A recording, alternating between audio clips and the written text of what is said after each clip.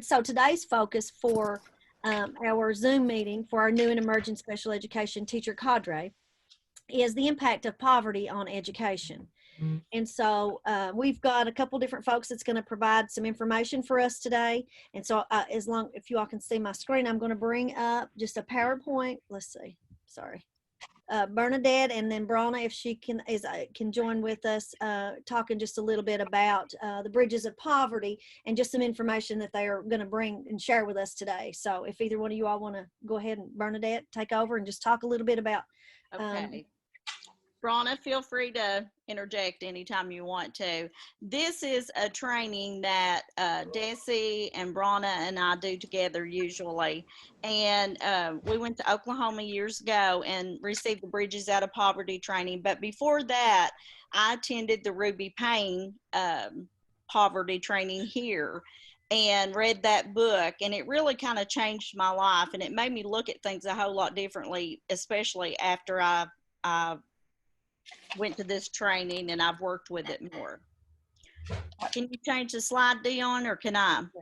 I guess I'll have to, so you'll just kind of. Okay, so here are some of her resources, but there are more out now. They have one on emotional poverty, which is really good, and we're gonna try to do the training online to get that, but we already have the book, so it's really good. And you can go to that AHA Process site, and it has all kinds of free information that you can use. And you can see that at the bottom down there. And right here it is. I actually have it on a clip. And then here are a couple, if you're working with your teachers and you want to show them some, just kind of an overview of this program, these two videos will give them a good overview of what the program's about. Burn on that, I'm just going to interject a little bit here. Mm-hmm. On the Bridges Out of Poverty, a lot of that is how people can move from poverty into a job, into a vocation, those kinds of things. With understanding poverty, that starts when kids are small, you know, when you're in the elementary school, to understand your kids. And before that, you know, we taught Bern and I and all of us in a poverty area, but we didn't really understand that until we did this training, and it enlightened us to a lot of stuff. Like, we knew some things, but not like we know now after this training. But anyway, that's just a little thing I was going to put in. Yeah, that's good, Bron. I'm glad you said that. I hadn't even thought about explaining that a little better. So really, what I'm just going to kind of touch on is, you know, we have such terrible poverty rates in our region, and right now with the coronavirus and people losing jobs, it's going to be even worse, because it's going to go from that generational to situational, and it's almost harder when you go from that, I think. But when you're looking at poverty and your class interactions in your community, you'll be looking at the models of mental models. We all have a mental model of what poverty looks like, what middle class looks like, and what wealth looks like. And this program takes you through that and helps you to realize what you really think. Sometimes we already have that in our heads, and it's hard to break out from that, but it really helps you. It helps you to identify some of the hidden rules in each of the environments. And we'll talk a little bit more about that in a minute. And the registers of language. And that is a really big problem. And right now, you're really communicating with parents a lot. So it's very important that you understand about the registers of language. So I would really suggest, I'll touch on it, and Brana can interject there, but we don't have time to go through it all. But this is a really good training for you to look at and study on your own. We usually, during this training, and if you watch the videos, there's strategies that engage problem solvers from all classes. It's a continuum. And when you're looking at Bridges Out of Poverty, you're looking at the community, individual, and what's the other one, Ron? I can't even think of it right now. It's left me. Community, individual. It's on the next slide, Dion. Okay. Maybe not. Wait a minute. I don't have my PowerPoint with me for my notes. I do. It's a group more type thing, but we'll talk about it a little bit more in a minute because it's on over in here. Or we may have even passed it up. But here, this kind of talks about the poverty rates in our area. In the Quebec region, it has been 31.3%, and that's compared to the state at 18.3. So we do live in an area that it has very high poverty, and it's going to have even more now. You can go on.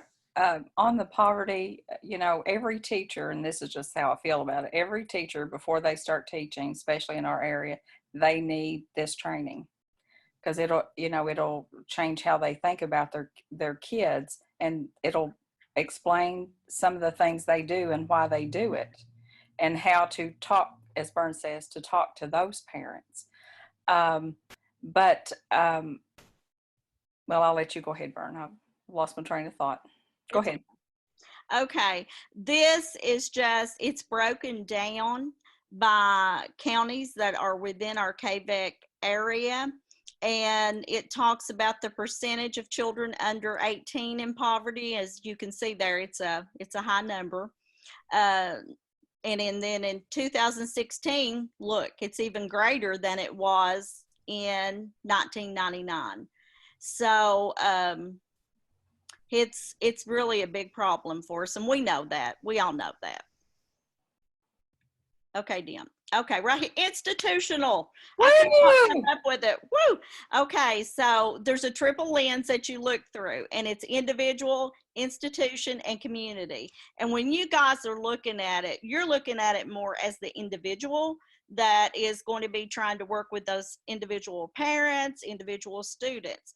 Your school becomes the institution when you work with it as a whole. And then, or if you're looking at it through a business lens, it would be the business. And then the community is when it's the businesses in your community, it's your all the offices that serve the people, social insurance, all that stuff. So when you're coming to the table, what this is saying, in order to make a change in policies, you have to have all these people at the table. When you're looking also, Bern, I was talking about the institution.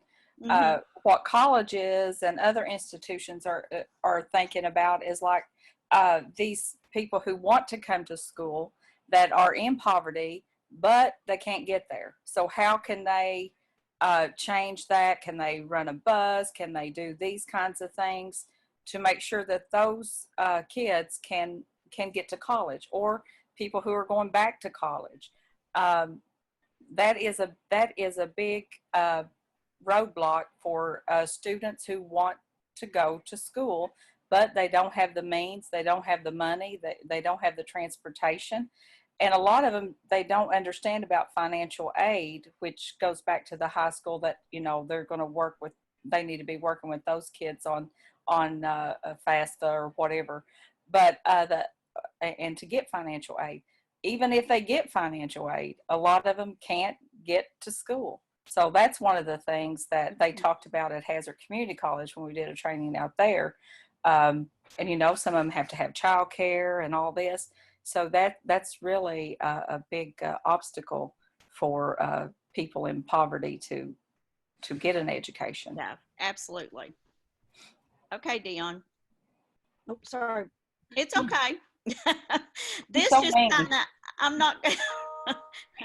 I'm not going to go through every bit of this, but the hope is that this program can help to improve relationships at the individual level, the organizational, and the community, and that eventually it can prevent so much poverty, alleviate some suffering, and support people in transition, and that's going to be really important soon.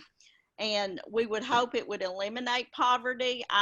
It can help prevent it and help do away with some of it, but we're probably always going to have some poverty, but if we can help it, that's good. Well, and the biggest thing that's going to help that is education or vocation, the transitional things that we help our kids with. And a lot of these points that are made in here, you know, by knowing these key points here, I'm not going to go all through them because I know that we don't have that much time, but you'll have access to the PowerPoint, I understand. And so you can refer back to this. And if you have any questions, you can email us and ask us. But it is very important to know these key points. And right there on the one, though, schools and businesses operate from the middle class norms, and we use those hidden rules of middle class. Okay, and if we don't understand the hidden rules of the poverty, that is a roadblock also. But when we did that training with Ruby Payne, she talked about you know, we have to tell the kids, you know, we have to teach the kids there are different rules, just like with the basketball game, you have different rules there than a football game. So at home, you may have different rules that you go by, but at school, this is what we do, you know, and a lot of that is why these kids are always having behavior issues. Well, and it talks about one of the key points is we bring the hidden rules of the class in which we were raised. Exactly. So, you know, it's what they were raised with. It's what we were raised with. So it's really hard to break out of that. So, but that's something we have to work on if we're ever going to move forward. This talks about mental models and kind of explains what mental models are. They're internal pictures of how the world works, and it's how we see it. It may not be exactly the way it is, but it is the way that we have that mental model in our mind. Brana, you have anything to add? Well, you know, just like poverty, middle class, you know, some of us we can understand poverty, you know. Wealth, you know, I don't really understand it. Hey, I'll give it a try, but I'm not going to get that chance. But anyway, that would be the difference between middle class and poverty, as middle class and wealth. You know, we don't understand that. They don't understand middle class. So. And you can think about this, what poverty looks like in your community. If you in your mind right now would think, you could think of an adult or a student that's in generational poverty, that their family has been in poverty for years and years and years. And imagine that you followed that person for a year, observing what happened and how he or she spent their time. And just when we get off, think about that. Just think about that kid that you've had all year that you know is living in generational poverty, or maybe their parents. This is just the mental model of poverty. And one of the most important things in poverty is relationships. And I shared it's actually a chapter out of the book with Dion that she can share with you. And it's so important. Relationships are so important to them, and as they are to all of us, but that's something they fall back on for transportation. They fall back on it for childcare. I mean, it's just really important. But if you don't develop those relationships with them or form those with the students, then you're not going to be able to relate well to them, or they're not going to relate well to you. But anyway, this just is an overview and shows the mental model of poverty. Desi gave a good example of that on the relationships. Like, you know, a lot of people in middle class may have AAA or whatever if they get on the side of the road broken down or something. But Desi gave an example. She said, you don't call AAA, you call Uncle Joe, or you call whoever. You know, those are some of the things that means something to them. And if they have money, if anybody in the family needs it, they'll give it all to them. You know, yes, that's how important relationships are to them. And of course, when you're looking at the middle class, it's more about achievement, what you're achieving through what kind of car you're driving, or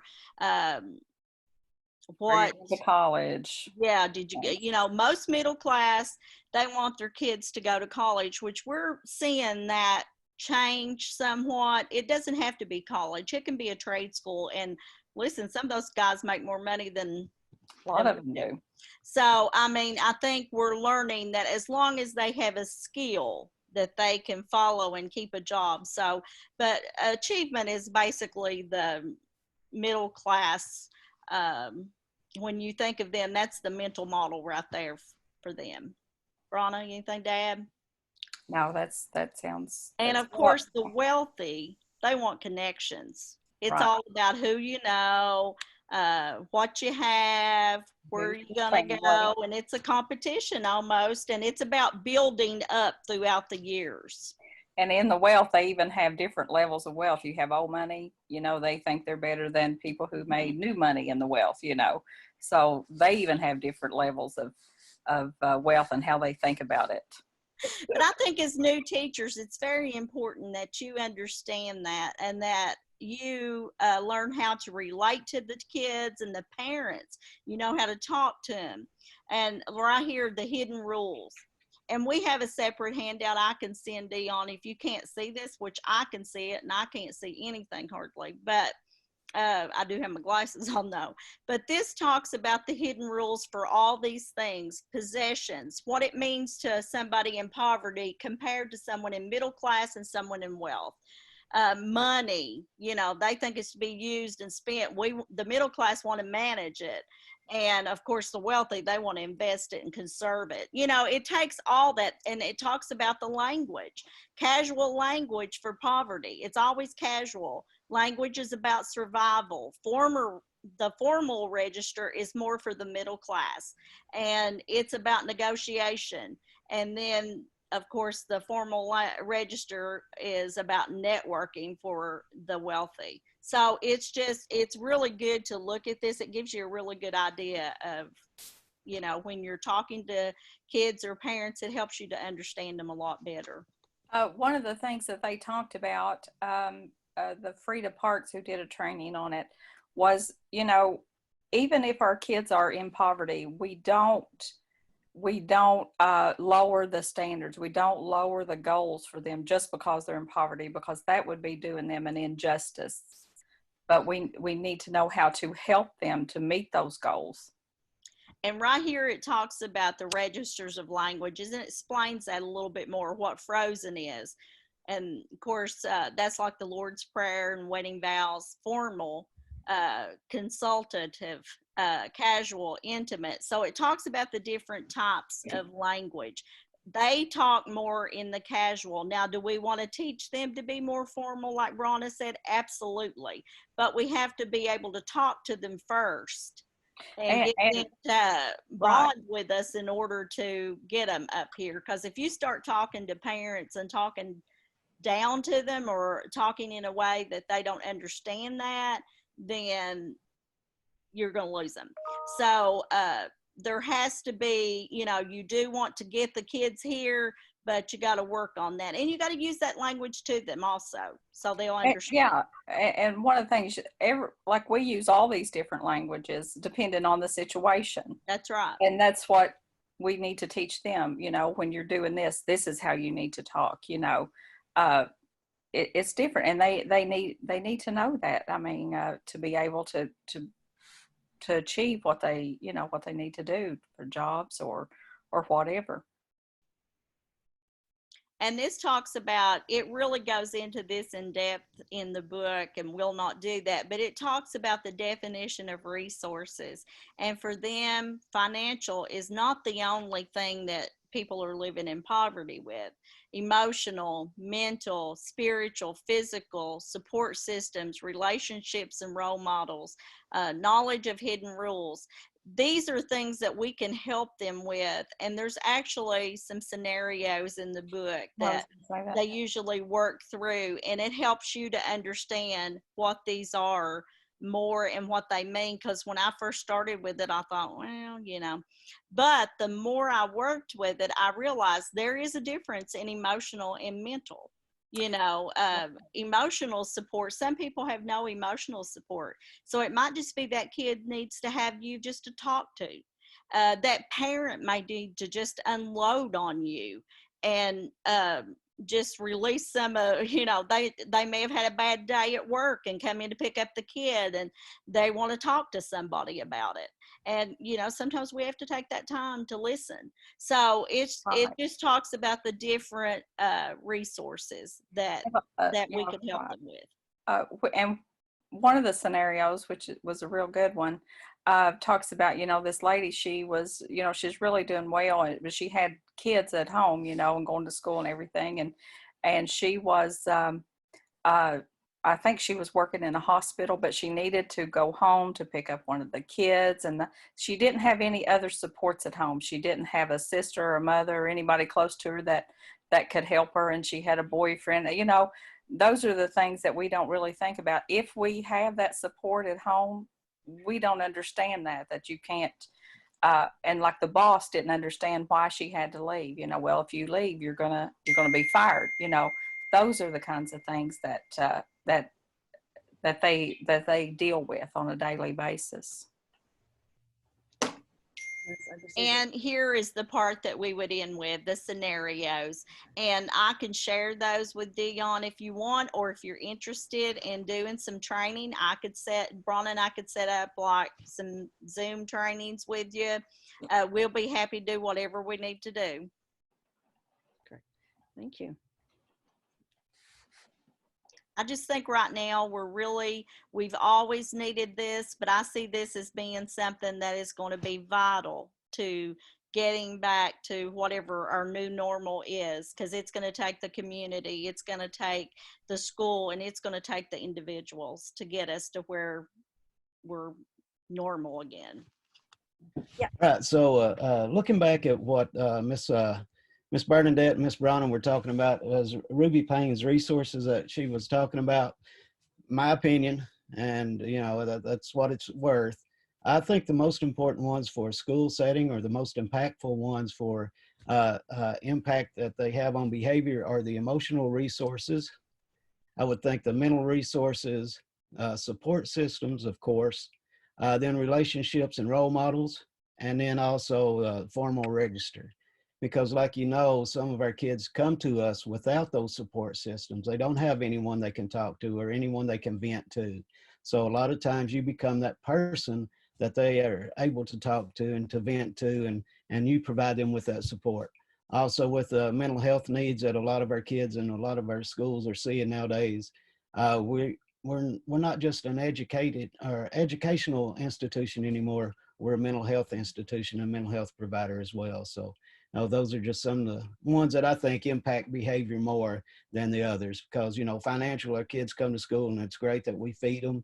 We have the backpack programs. We have the family resource centers that provide them with things. We have organizations in our community that provide back to school picnics, things like that, Christmas and things like that. So, even though they're disadvantaged, they still have those resources available that they can get that financial assistance that they need. So that's just my opinion. And like I said, you know what that's worth. So move along, please. You're exactly right.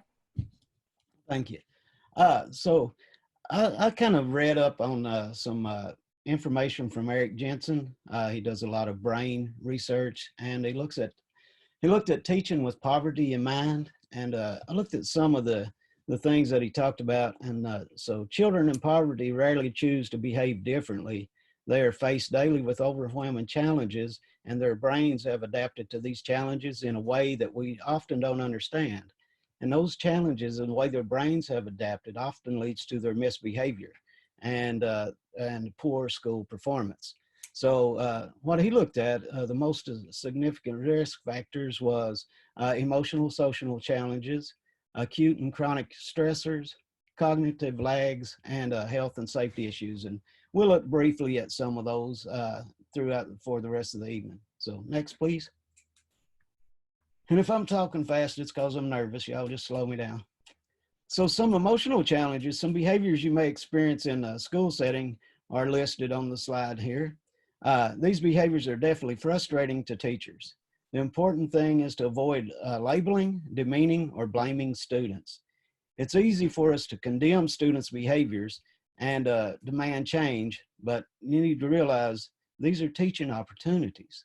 You know, these are opportunities that we need to take the time to demonstrate, to teach, to practice, to model, and then practice more what skills, social and emotional skills we want to see. Uh, who teaches our kids these social skills you know, in their life? It comes from their environment, from their home. And so if they're coming from a situation where they don't have those social skills modeled appropriately for them, or they don't know how to respond to a situation other than getting mad and angry and upset, then what are they going to do when they come to school? So we as educators are going to be forced to face those situations where, you know, they've lost control, but it's not because they want to, it's usually because they don't know how to handle that situation. Question? We good? All right. I just saw Stephanie change the background. I like that. Oh, I'd like to say something, Doug, but that really follows on your slide. The reason I'm late, I just came from a session at KVEC. We're sponsoring Narrative 4. And the whole focus for Narrative 4 is about empathy. And the schools that are being involved in this, they're high schools, and the students will be doing story exchanges that addresses that need for helping kids develop the kind of empathy that we want them to have that emotional and social, address those emotional and social challenges. And one of the examples that was shared is a young lady came to her teacher after they had participated in the activities for Narrative 4 and said, "I've never felt like anyone has seen me in my school or in my class, but today I felt like people saw me and heard me." So, you know, at KVEC, we're supporting, you know, what you're doing with trying to get it through the narrative of kids writing and sharing through what we're calling story exchanges. So we know that the world's changed for us and these kids, so we're all stepping in the right direction. that's a good point. You know, it is very important to build those relationships and to be that role model for those kids. You know, guys I worked with, kids I worked with at the time, they didn't realize it, and I didn't realize it either. But years later, I've had a couple of my guys come to me and say, you was really a great role model. You were what I needed at that time." And I was like, "Really? Okay, appreciate it, man." So, but yes, so if we're looking at some action steps, these are some things we can do in our school setting or in our classrooms. Look at embodying respect. Do we simply demand respect and get it? I don't think so. You know, how many times have you said you're going to respect me without showing respect to those kids first? Right. So with kids that are coming from poverty or from anywhere really, you have to show them respect. Even though it's difficult at times, you still have to give them the respect that they deserve, and then they'll provide you with that respect in return. Offer choices in the classroom for those kids. Give them don't give them directives or ultimatums. Give them choices. Again, you know, would you like to write in pencil, or would you like to do your assignment in pen? You're still giving them that choice. They're still going to complete that assignment. You're asking them to do something, but you're giving them a choice, and they can decide which one they want to do. Avoid sarcasm. I'm really, that's difficult for me. I'm very sarcastic. But avoid sarcasm when working with your kids, because a lot of times they come from that situation where they don't have that formal language. Is that what it was called? Register, yeah. They use that, like you said, casual language, and they don't understand sarcasm. So that is disrespectful to them. So just avoid using sarcasm if at all possible. Model adult thinking and discipline through positive relationships. How many times have our kids that we work with been disciplined from an authoritative or authoritarian style, you know? So discipline with positive relationships, because you got a lot of time that you spend with your kids, you know, so make it a positive time for them if at all possible. As far as embedding social skills, one of the things, I mean, I guess we're going to have to change the way we do it now, but one of the things the first few days of school, teach the kids how to meet and greet each other, how to say hi, how to face each other when they're having a conversation, make eye contact, how to greet each other, how to smile, shake hands, things like that. Handshaking, we may have to change that to elbow bumping or fist bumping or whatever. Just Waving. yeah, no distance hugs, when do that. But anyway, just teach the kids how to do those things, and also teach the kids to say thank you for participation in groups and things like that. But teach social skills and those social norms that we want to see in every situation that you can. And also, you want to be inclusive. When I'm saying inclusive, we're not talking inclusion as in a special ed, but I'm talking inclusive as this is our school. This is our classroom. You guys are my guys. When I was in the school system, that we went from being Mr. Smith's class to that class. I mean, from that class to Mr. Smith's class to my boys. And so we built that relationship, and we were inclusive. And you got to get into that mind frame of thinking I and we, and not me and you, because a lot of times in your conversations with these kids, I understand you're having a rough day. What can we do to make it better? Instead of, that's just the I and we statements, working together, and acknowledge and praise your kids when they're doing appropriate things, and provide them with positive corrective feedback.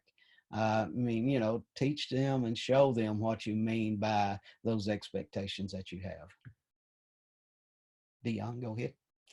Okay, so next we're going to talk a little bit about acute and chronic stressors. Acute stressors are severe stress resulting from exposure to traumatic experiences such as abuse or violence, whereas chronic stress refers to high stress sustained over time. So a child who comes from a stressful home environment tends to channel that stress into disruptive behavior at school and is less able to develop a healthy social and academic life. So a lot of times we need to look at our kids and when we're looking at trauma-informed care and trauma-sensitive schools and things like that, we need to look at our kids and try to look at them through a trauma lens by looking at, not what's wrong with you, but what's happened to you. What's caused these situations what's causing these behaviors. And a lot of our kids in poverty, well, not just poverty, but a lot of our kids come from situations where, there's domestic violence in the home. They may be, I don't know, just traumatic experiences. And those traumatic experiences are individualized. What's traumatic to me may not be traumatic to anyone else. So those are individualized and those are personalized situations. So just be aware of some of those traumatic experiences. And you were talking about, the casual language, the way the kids are loud, exaggerated expressions, exaggerated hand motions, and things like that. A lot of times that is that serves as a survival mechanism. If someone backs me into a corner and I'm big and bad and look like a big bulldog, then they're going to back away. And that's my way of surviving. That's my way of coping with that stressor. When we as educators can teach these kids or try to teach these kids different ways to deal with those stressful situations and how to handle those situations in a little bit better way. And just remember that chronic or acute stress often leads to increased anxiety and an increased sense of detachment and helplessness. How many times have we, and also remember that these stressors, they pile up on top of each other. How many times have we been bogged down or feel like the weight of the world's on our shoulders and we can't do anything about it? The same thing happens with the kids. Sometimes a lot of it happens more to our kids because we as adults, we often have healthy coping mechanisms. I like to listen to music, like ride bikes, things like that. And our kids often don't have those avenues to deal with those stressors. So they resort to acting out and inappropriate behaviors. So just remember that stuff piles up on you. You got to keep on going though. When you get to the end of your rope, you tie a knot in it and hold on tighter is all I can say. Next, please. All right. So some action steps that you can do in the classroom is, I've already mentioned it a little bit. Look at the behaviors exhibited through a trauma lens. Look at what's happened to them, not what's wrong with them. It's not that they want to misbehave. It's that that's the only way they know how to handle those stressful situations. And so that's how they handle that and they act out. Also, you may want to alter the environment if at all possible. And this sounds crazy, but I was doing a training in another district, and we were talking about tune-in behaviors. And tune-in behaviors are things that remind kids of past traumatic experiences.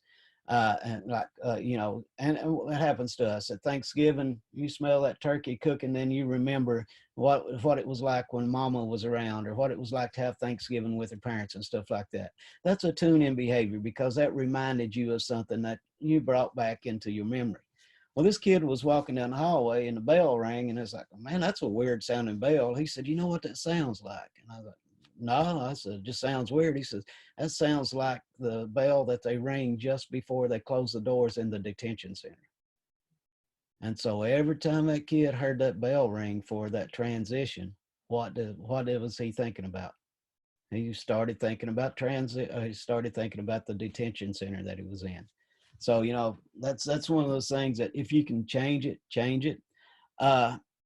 Also with homework, I know we get tied up on homework a lot, got to have homework, so forth and so on. How many of our kids go to a home where they can't do the homework? Maybe because of the noise, maybe because of there's more important things like taking care of brother or sister, or providing for the family. Or maybe because they just don't have that avenue or that help there available. You know, I couldn't do my boys' third grade math, so you know, it wasn't any good for them to bring homework home. So just look at setting up a time for at either the end of the day or the end of the period to be able to do their homework. That way they can get it completed and they have access to help while you're there if they need it. Also use cooperative structures, letting them work together as a group. You know, help students to give them an opportunity to be able to blow off steam as well. Because a lot of times we have folks we can vent to, but our kids may come from a situation where they don't have anyone they can vent to. And so they build, like I said, they keep building that stuff up until they finally explode. And there we're dealing with those behaviors then. So, you know, I had guys that I'd give them that, you know, you need to talk a minute, come on, let's step out on the porch or whatever, so that they could vent, get whatever is bothering them off their chest, and we'd go back into the classroom and have a pretty decent day. So just provide them with those opportunities. And then, of course, you want to empower your students. You teach your students the expectations and skills you want to see. And once you teach those to them, you practice those, you model those, you encourage those, you have those kids practice those. But if you don't teach them the skills and expectations that you have, they're not going to understand it, because going back to the role models, going back to the relationships, going back to where they're coming from, the environment that they're coming from, those norms are not there. So all they know is, this is how we handle it at home. This is how I'm going to handle it at school. All right. Am I going too fast? Are y'all good? Okay. So when we look at cognitive lags, many children raised in poverty enter school at a step behind already, because of the cognitive stimulation that the parents are able to provide them are not really there. You know, how many of our little fellows have or books in their home that they can read, or have parents that will read books to them? You know, how many have those opportunities to go to different institutions or different buildings or play dates, I guess you could call it, or whatever? How many of those kids have those opportunities? You talked about transportation. You know, some of our kids rely on someone just take them to the store and back once a month. That's the only transportation they have. So our families don't have that access to transportation to provide those kids with those enriching environments at an early age. So they already come to us, you know, lagging behind. So it's crucial that that we think about those things. Poor academic performance often leads to diminished expectations and impacts children's overall self-esteem. You know, if I can't do something, I'm going to act out, because it's better to be thought of a bad butt than a dumb butt. So, you know, that's just facts of the matter. So, and then also they have underdeveloped cognitive, social, emotional competence and course, below average scores in reading, math, and science, and also demonstrate poor writing skills. But it all goes back to those enriching environments that they're coming from at an early age. Next, Ms. Dion. So how can we counter these cognitive lags? There's some action steps. So when we're talking about building core skills, the core skills we need to build include attention and focus, short and long-term memory, sequencing and processing, problem solving, and social skills, and so on and so on and so on. The most important ones, I feel, because of the behavior. If you don't have the behavior under control, you might as well forget the academics. So, you know, I feel the most important ones are social skills and problem-solving skills. I think it's essential to teach and model problem-solving skills and provide feedback to students. That feedback is very important, as Denny Paul will attest to. You know, not Ruby Payne, Dr. Anita Archer. Did I get that right? Yes. Okay. Well, always talks about positive corrective feedback, immediate positive corrective feedback. So, you know, if we want to teach, that goes for social skills as well as academics. So teach them those appropriate skills that you want to see, model that, and teach those skills.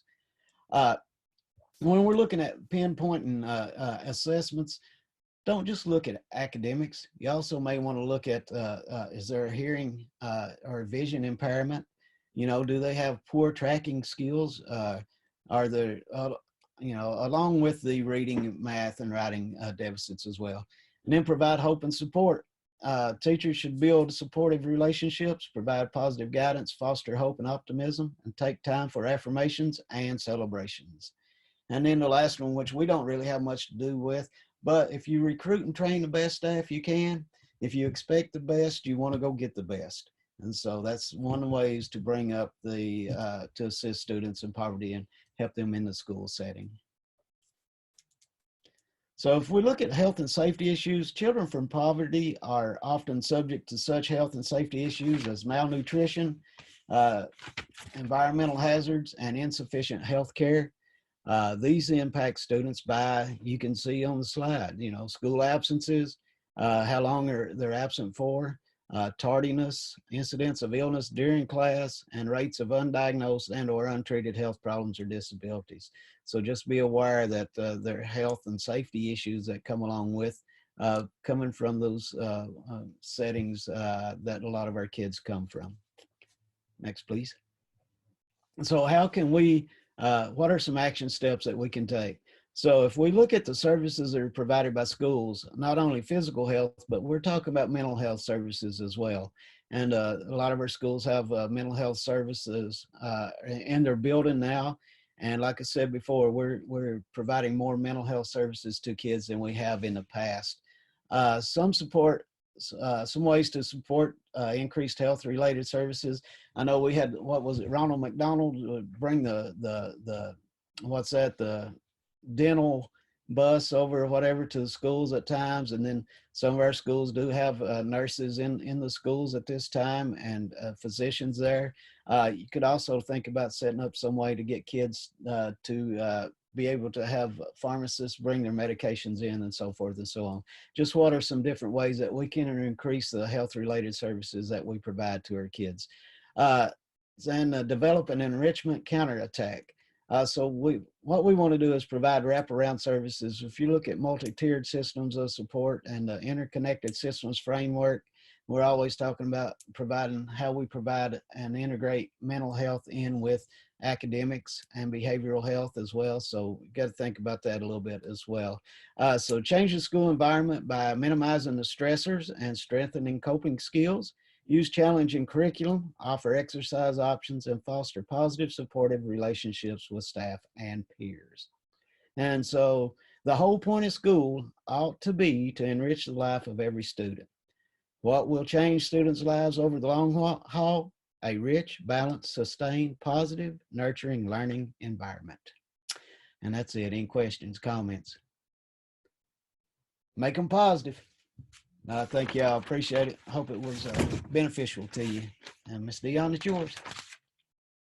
Thank you very much, Doug. We appreciate that. So I think the work that you talked about with really, we talk about that Ruby Payne's work with understanding poverty, the work that you talked about with Eric Jensen, the work we talk about with Dr. Anita Archer is all really very interrelated in how we support students. The same thing Carol talked about the narrative for, but how we support students and we think about where they're coming from and where they're going and how we can support them to move them as far forward as we can. So I appreciate you all, everybody sharing with that. Does anybody have anything else they wanted to say?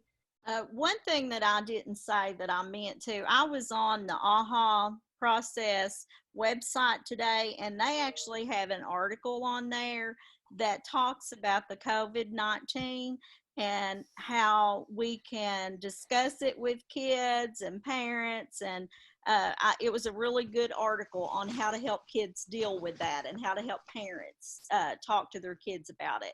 So I can send the link if you want me to, and then you can share it with everybody. That would be great. Yeah, Okay. I was trying to pull it back up here. I'm sorry. I accidentally closed it out. I was going to show that article, I think. Oh, did I send it already? You did send it to me, but I was going to see if I can access it. But if I can't, I will share that with all the participants that are here today, Bernadette, right, so that they can have access to that. And on the website, I think I sent you the complete article, but if you went to the AHA website, it actually broke it down and pulled the parts that were more specific to what probably teachers would be doing. But the whole article was really good.